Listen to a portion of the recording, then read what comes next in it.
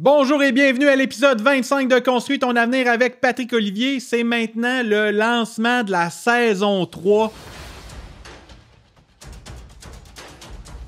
Qui aurait cru ça? Même moi, j'y croyais pas au départ. Dire, hey, je vais faire une saison, on va l'essayer, on verra. Puis après ça, au pire, on abandonnera. Toutefois, ça ne fait pas partie de mon jargon souvent d'abandonner. Vous pourrez demander à ma conjointe, voir qu'est-ce qu'elle en pense de ce mot-là. Puis elle doit dire, c'est pas souvent dans son vocabulaire. Mais merci d'être à l'écoute. Merci de me suivre et de me supporter dans cette aventure qui est le podcast Construis ton avenir avec Patrick Olivier. J'aimerais ça faire en début d'épisode un petit retour sur les 2 dernières saisons qu'on a fait. En fait, j'atteins bientôt 100 000 écoutes sur YouTube. Fait que si on calcule toutes les plateformes confondues, on a déjà dépassé plus de 100 000 écoutes. C'est vraiment là, plus que je pouvais m'attendre au départ parce qu'on se rappelle ma mission.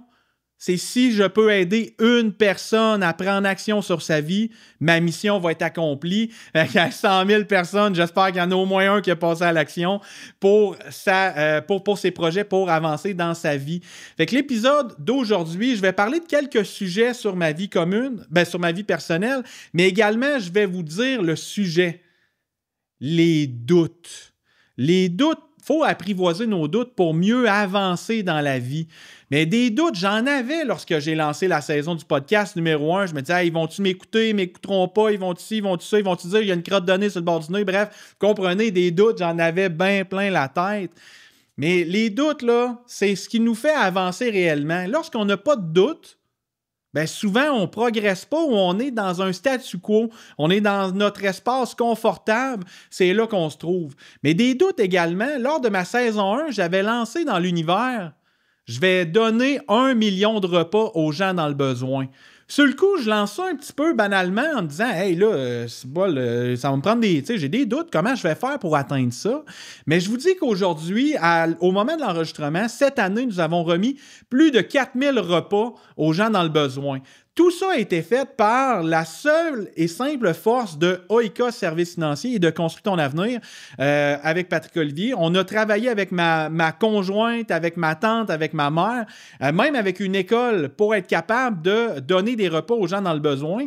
Mais à force d'en parler, d'en discuter, de dire aux gens qu'est-ce que je voulais faire avec mon million de repas, mais il y a de plus en plus de gens qui m'ont écrit en privé, qui m'ont dit « Hey Pat, on veut participer à ça. C'est vraiment quelque chose qui nous intéresse. On veut mettre la main à la pâte puis participer pour donner ton million de repas aux gens dans le besoin. Donc, merci. S'il y a des gens qui se sentent impactés par ça, écris-moi, laisse-moi un message en privé puis on va prendre le temps de te répondre là, pour que tu puisses nous aider à donner 1 million de repas aux gens dans le besoin. Je vous le dis, la prochaine année, ça va être une grosse année pour les repas. Mais même cette année, j'ai comme objectif de terminer avec plus de 10 000 repas pour les gens dans le besoin. Ça va être... on va le réaliser. On va le réaliser avec ça. De plus, je t'amène une date pour ton calendrier. Le 5 décembre 2025, c'est la journée internationale du bénévolat. On va remercier, on va féliciter les bénévoles, mais moi, j'aime ça, là, dire de quoi. Les bénévoles, généralement, ils aiment ça, faire du bénévolat. Mais pourquoi pas célébrer cette journée-là en faisant du bénévolat? Donc, le 5 décembre 2025, j'invite tous les auditeurs du podcast à faire des repas pour les gens dans le besoin. Cette journée-là, on pourrait se créer une belle feuille de partage, on pourrait partager sur les réseaux sociaux, on pourrait compter combien cet impact-là a eu pour les gens dans le besoin, combien nous avons à la gang fait de repas pour les frigos partage. À un moment donné, j'ai bien beau aller dans les frigos partage de ma région, quand ils sont full, je ne mettrais pas 10 000 repas dans les frigos dans la même journée, ça rentrera pas. Mais si toi, tu écoutes ça à la maison, tu es dans la région de Québec, tu es dans la région de Montréal, tu es dans Saint-Jean-sur-Richelieu, puis tu te dis « Hey, moi, je pourrais peut-être mettre une centaine de repas dans les frigos de mon quartier. » Je t'encourage à le faire. Et si tu ne sais pas par où commencer, le 5 décembre, mets ça à ton calendrier, c'est un vendredi, on se prépare le jeudi la veille, on va faire l'épicerie, on part la marmite, on part le riz, on part les choses qui prennent plus de temps la veille, puis le lendemain, on va faire des repas à la gang pour les frigos partage. Clairement, ça va avoir un énorme impact sur la suite des choses. Fait que je t'encourage à mettre ça à ton calendrier. Également, j'aimerais parler juste en début d'épisode. J'avais également, lors de cet épisode-là, lâché que je voulais faire un triathlon olympique. Je vais dire, malheureusement, je n'ai pas atteint mon triathlon olympique parce que je me suis inscrit à un Ironman 73, qui est un petit peu plus long, un petit peu plus d'entraînement. Donc, j'ai décidé de bifurquer mon objectif de vie et d'aller m'entraîner pour un Ironman 73. Sur le coup, les gens m'ont dit « T'es un malade ». Je vais même raconter dans un autre épisode qu'est-ce que ma conjointe a dit quand je me suis inscrit. Ça, faut que tu restes à l'écoute. Tu vas trouver ça quand même assez cocasse. Mais quand je me suis inscrit à ça, je n'avais aucune idée à quel point ça pourrait avoir un impact pour les gens autour de moi. Je t'explique. Je décide, moi, d'aller m'entraîner, de prendre du temps pour moi. On pourrait dire même à la base que de s'entraîner pour un Ironman, c'est un peu égoïste. C'est égoïste, dans le fond, je prends du temps pour moi. Je décide de moi m'entraîner seul, solo. Et les matins, je sortais, j'étais allé courir. À un moment donné, la voisine, elle me disait « Hey, les matins, je te vois aller courir. » Ça me donne le goût d'aller courir.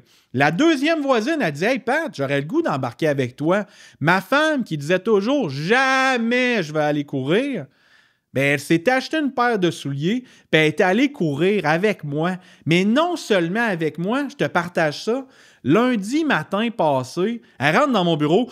« Qu'est-ce qui se passe? Qu'est-ce qui se passe? » Elle dit « Hey, j'étais allé courir. » J'avais des doutes sur le tapis. J'y vas-tu? J'y vas-tu avec PO? J'y vas-tu tout seul? Puis là, elle disait, si je descends en bas, puis que je commence à y demander, j'ai l'impression que je vais flancher, puis ça me tentera pas.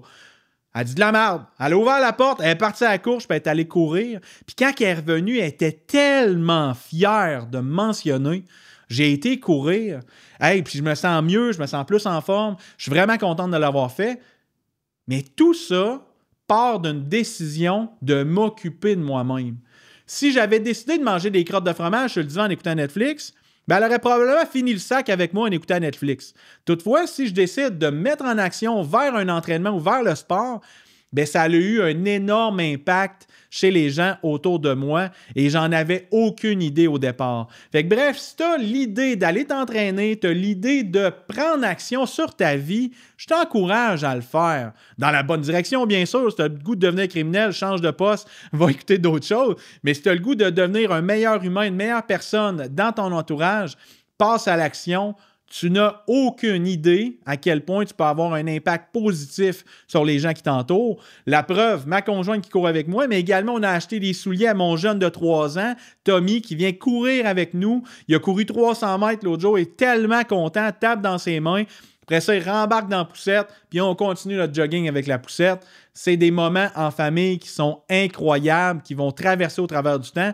La journée que je vais arriver sur mon lit de mort, je vais me dire « Hey, j'avais donc ben une belle BMW bleue. » Eh non, la réalité, c'est que je n'ai plus ma BMW bleue. Mais je vais me dire, hey, je suis tellement fier d'avoir été le leader qui fait que mes enfants ont sorti courir dehors puis que ma conjointe a décidé de s'entraîner avec moi. Je pense que c'est ça ma plus grande fierté. Fait que ça a été ma saison morte entre les deux épisodes, entre les deux saisons de podcast. Ça a été les gros avancements. Cette saison-ci, nous avons un commanditaire qui s'appelle Mon Masterplan. Monmasterplan.com, c'est une plateforme en ligne de formation. Des formations qui sont concrètes avec des outils pour les gens qui veulent passer à l'action. C'est pour les entrepreneurs ou les gens passionnés qui veulent s'aider ou s'encourager dans leur vie à avancer plus rapidement. Grâce à mon masterplan, ça me permet d'atteindre mes objectifs de vie ou financiers beaucoup plus rapidement que d'avoir été solo seulement de mon côté. C'est pour ça que je te recommande, va visiter la plateforme Mon Masterplan. Le lien va être directement sous la vidéo. Il y a un livre qu'un de mes chums, Yannick Motard, m'a partagé. Je te plug bien comme il faut, mon homme, parce que ça me roule dans la tête. Yann, il m'a parlé d'un livre qui s'appelle 4000 semaines. 4000 semaines, c'est l'espérance de vie moyenne d'un humain sur Terre. Pendant combien d'années ou combien de semaines tu veux reporter tes projets? Je parlais avec un client la dernière fois, il y a 2 semaines. Le client, il a 57 ans.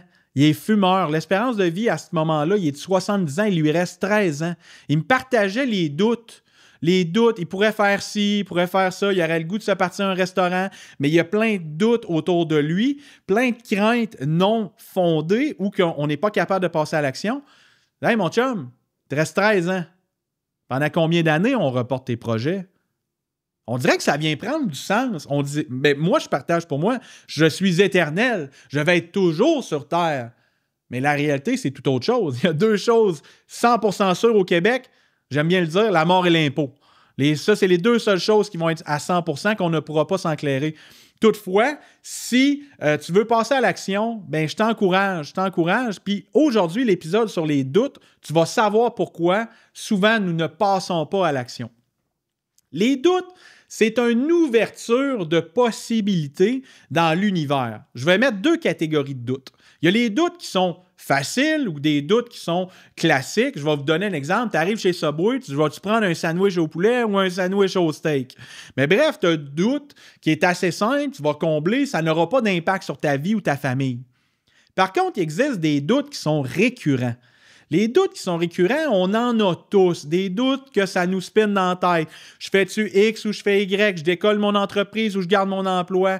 Je commence à m'entraîner ou je ne m'entraîne pas? Bref, il peut y avoir des doutes qui vont venir nous hanter, qui vont venir non seulement nous hanter, ils vont venir nous voler notre énergie vitale. Pourquoi? C'est que le cerveau, qui est environ 2% de la masse humaine, consomme environ 20% de toute l'énergie de notre corps humain. Imaginez ça, tu es dans ta tête. Là, j'étais avec mes enfants, ça m'est déjà arrivé. Là. J'ai racheté mon associé, on a eu une chicane, on s'entend, ça s'est bien réglé. Toutefois, quand on est là-dedans, c'était pas le fun, c'était inconfortable. Mais nous, qu'est-ce que ça fait? C'est que notre ego, notre cerveau conscient, on va dire ça comme ça, il essaie de nous protéger. Il essaie de nous protéger comment? En remplissant le vide le plus rapidement possible, au plus Christ. Mais le vide, c'est en fait les doutes. Lui, il veut combler. Mais en voulant combler trop rapidement, je me suis rendu compte que je n'avais pas toujours la meilleure probabilité ou la meilleure suite à mes projets. Je vais te donner un exemple très concret pour un gars de la construction. Il y a un de mes chums, il s'en va porter, il se fait arrêter par les verts. Il demande une inspection sur son fardier, un fardier 1978-1980. Il envoie ça à l'inspection. Le gars l'appelle, il dit « Écoute, j'ai réalisé que tes suspensions sur ton fardier sont finies. Faut que tu changes tes suspensions. » Fait que lui, ni une ni deux, il pogne le téléphone, il se met à appeler pour trouver des pièces. Il ne trouve pas de pièces. Il n'y en a pas disponible. C'est impossible. Mais là, lui, là, dans la même journée, pogne le fardier, vend ça au vieux fer et s'achète un nouveau fardier à 100 quelques mille passés. Il parle la semaine suivante avec un de ses chums qui faisait de l'inspection pour la SAC. Puis il dit « C'est quoi tu avais comme modèle de fardier? » Puis il dit « Un fardier X 1980. » Il dit « Ouais, mais ils n'ont pas de suspension. » Dans le fond, c'est normal, tu as appelé à plein de places qu'il n'y avait pas ces pièces-là. Les pièces n'existent pas. Il n'y a pas de suspension là-dessus. Donc, finalement, ça allait être inspecté par quelqu'un qui peut-être commençait dans son travail, n'avait jamais vu un fardier ou une pièce d'équipement de ce type-là ou de cette année-là. Donc, lui, en voulant bien faire, a conseillé que c'était pas conforme. Toutefois, ça aurait été donc bien plus facile de prendre un pas de recul, d'observer les possibilités qui s'offrent à nous, refaire faire une expertise ailleurs, parler avec des gens compétents dans le domaine pour vérifier à trouver une solution. Mais si on avait pris une semaine dans ce dossier-là, on serait arrivé probablement avec une meilleure solution, du genre, le fardier n'était pas à remplacer et tu n'avais pas à mettre 100 quelques mille dollars sur un trailer. Bref, je pense qu'on comprend ça. Même affaire quand je suis arrivé avec les doutes avec mon associé, quand je décide qu'on dit « OK, on va racheter », mais les doutes dans ma tête, c'est « Hey, est-ce que je reste avec elle? Est-ce que je décide de partir tout seul de mon côté? Est-ce que c'est elle qui me rachète? » On s'entend que les doutes, en fait, c'est une ouverture de possibilités et que si on prend le temps de ralentir, on va être capable de prendre une meilleure décision sans utiliser toute notre énergie vitale. Pendant que je suis dans ma tête avec mon ancien associé, mais je ne suis pas avec mes enfants dans le salon. Oui, peut-être je suis là physiquement, mais clairement, je n'étais pas là mentalement. Dans ma tête, il y avait les doutes récurrents. Comment ça va se passer? Vas-tu réussir? Ça va-tu ci? Ça va-tu ça? Puis il y a plein de doutes sur nous-mêmes. Hey, suis-je assez bon? Suis-je assez bon pour passer au travers de ça? Mais c'est des doutes qui viennent, encore une fois, prennent toute notre petite énergie. Mais moi, mon truc aujourd'hui, si tu prends conscience que tu vis des doutes dans ta tête, prends une feuille de papier et écris les probabilités ou les possibilités qui s'offrent à toi. En l'écrivant sur le papier, spirituellement, on va dire ça comme ça, on va sortir notre idée de notre tête, on va la mettre sur un papier, ça ne sera plus dans notre tête, ça va sortir, ça va être sur le papier, ça va nous permettre d'y voir plus clair. À partir de là, tu vas être capable de te faire un plan et de prendre ton pas de recul 1 semaine, 2 semaines, 3 semaines, va peut-être te permettre, je l'espère, que tu aies pris une meilleure décision plutôt que de t'activer et de dire « Là, ça marche pas, je suis tanné de mon emploi, je crisse ma job là. » Mais est-ce que tu as trouvé ton plan B?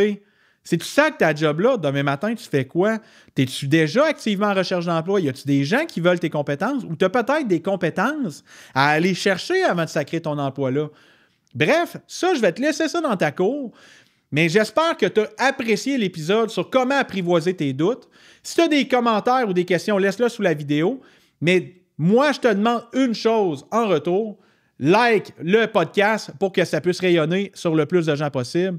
On se voit dans le prochain épisode. Merci beaucoup. À bientôt. Au revoir.